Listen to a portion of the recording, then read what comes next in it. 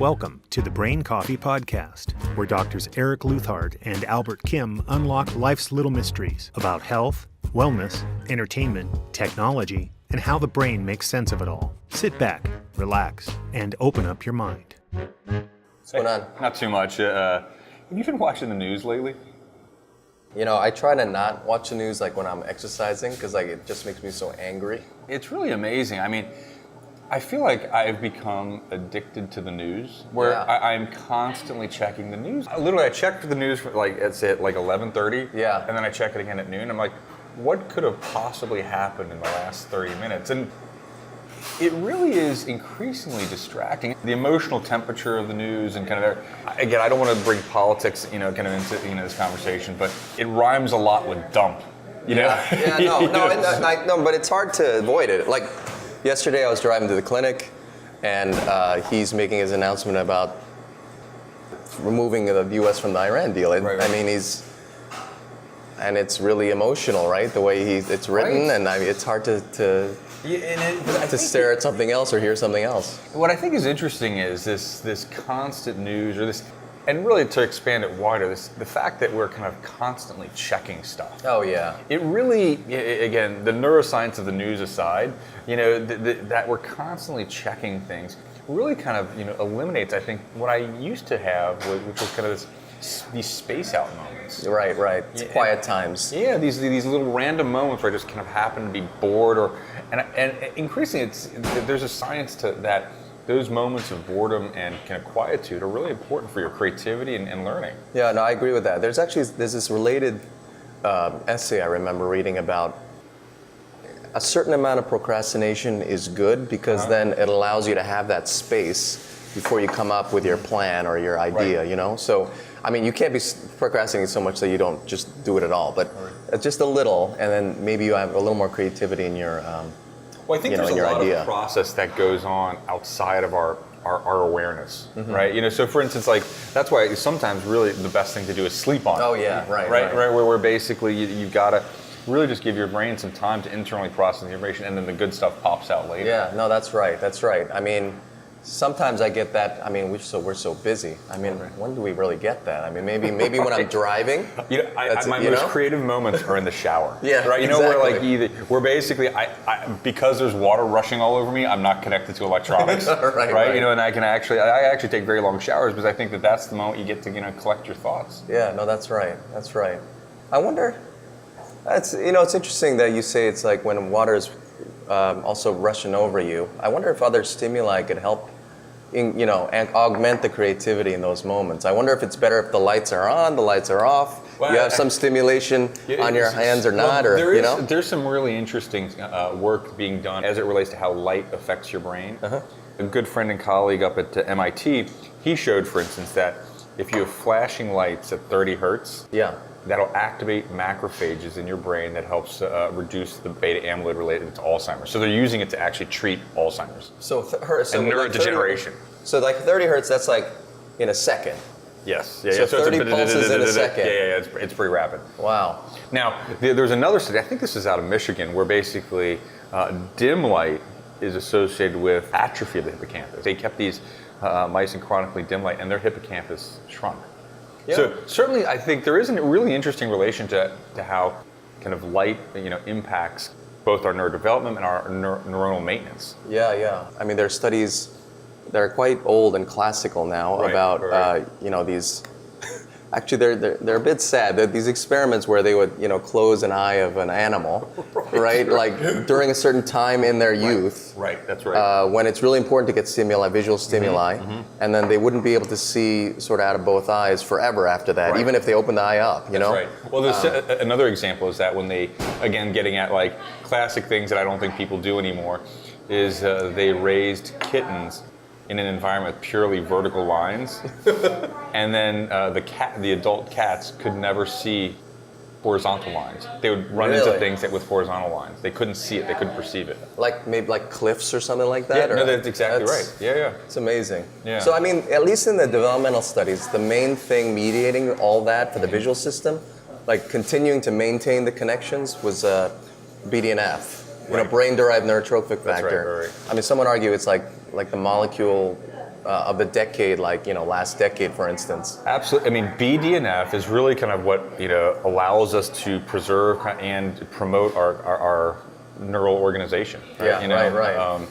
I mean, it's the same thing that gets produced, when you exercise, and both, I think, motor training and aerobic exercise. Yeah, no, you're right, and also antidepressants. Some people think that's a motive mechanism of action. In large part is it is a lack of plasticity, right? And BDNF is a kind of thing that's helping neuronal plasticity and neuronal development. Right. So how do we jack up the BDNF in our normal lives, like every day?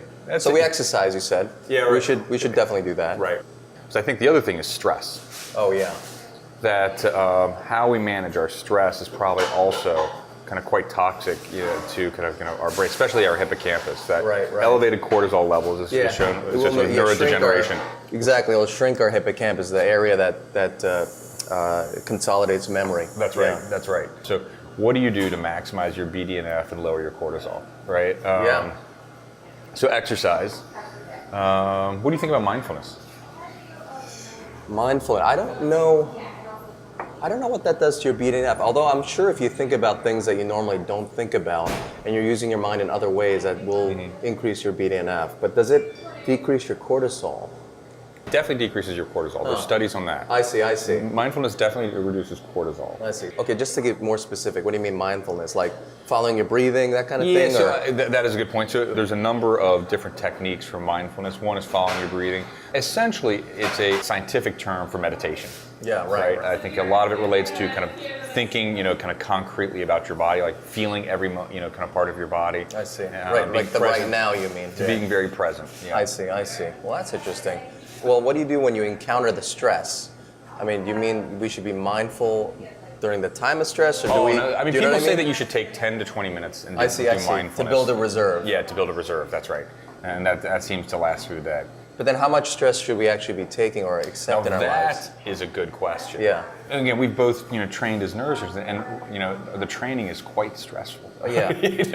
And so it's years, and I always say it's different now. Right. To some extent. Yeah, it's different now. Yeah. But the point is that even though they have kind of current residents have a more limited number of hours that they train, those hours that they do train are still stressful. It's intense. Yeah. It's intense. This balance of what is the good stress and what is the bad stress? Because even though kind of that stress during my residency was unpleasant, it was hard, I still see it as kind of a crucible that gave me capabilities and strengths that I wouldn't have had otherwise. So for instance, just like as if you're running a marathon, that I guess there's this graduated stress that you got to put your body under to get to that level of performance. Exactly. And then also, I mean, I'm not a marathon runner, but at least in residency, I can make the parallel. Like once you get through a difficult task, like a long surgery, you feel like you can do it again. Right. That's right. If I encounter this again, I can take care of that. I guess some of it gets down to stress that you can recover from.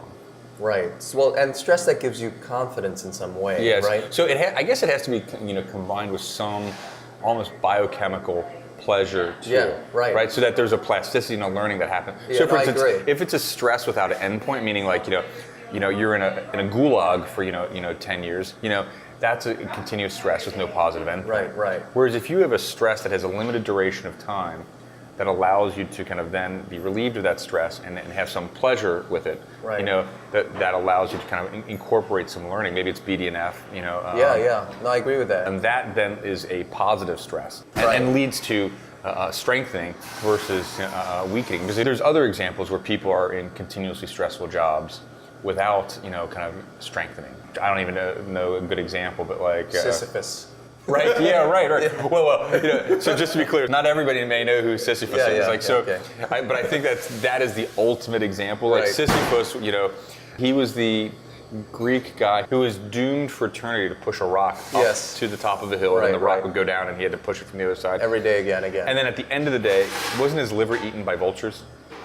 That could have been Prometheus. That was Prometheus, yeah, right. But anyway, so Sisyphus was pushing a rock up and down. Every day he has to do the same thing. But without end, right? So so that's not good stress, probably. Yeah, so basically what is, kind of the difference between Sisyphus stress and some non-Sisyphus stress? Yeah, that is productive. The other way it's productive is I remember quite clearly doing something wrong in residency, Right. getting an earful, and then Putting it I right never wing. forgot. Yeah, right. Yeah, getting a little earful, and then never forgetting that again. Right. You know, I mean, it's not only neurosurgery, right? It's Right. Yeah, that's your parents. You know what I mean? Like, you Right. know, when you do something really dumb when you're 16. Exactly. And there is definitely a neuroscience there, right? Yeah. Meaning like the seat of your emotions, you know, Right. your amygdala. Yes. You know, is really just really right next to the head of your hippocampus. That's kind of the organ involved with consolidating memory. And certainly when that amygdala becomes active, Yes. memories at that time are absolutely retained. Again, Yeah. that's why, for instance, you know, I remember a long time ago you were telling me about like when you fell out of a car. Oh yeah. You know, and you never forgot that moment, right? Yeah, you know, for sure not. Yeah. and like Although, or you know, a car accident, you never forget the intensity of the details of that, or something stressful. Exactly. Although I have to say, my dad probably remembers it more intensely. I'm sure. Yeah, I'm sure he does. Because of the same reason. Yeah, exactly.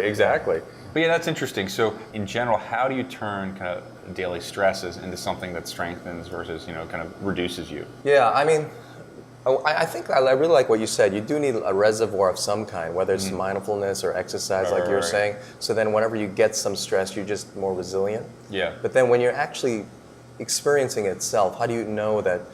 Well, it probably also depends how old you are, quite frankly, Yeah. right? I mean, Yeah. if you're a kid, I don't think that's the same level of stress is good for you. Right. I think it can stunt your Yeah. emotional growth. That's right, Put that's you at right. risk for like anxiety, depression, right. things like that, right? But Again, at each stage, it's a graduated thing. Right. Like, so as an example, you know, at my daughter's school, they have Challenge Day. yeah, what's And they basically make them cool. climb this rock wall up, you know, kind of 30 feet in a harness. And the kids are, you know, initially are kind of terrified, but then they do it Yeah. and they accomplish, and they get a lot of congratulations. It kind of gets at this, have a stressor, but have pleasure at the end of it.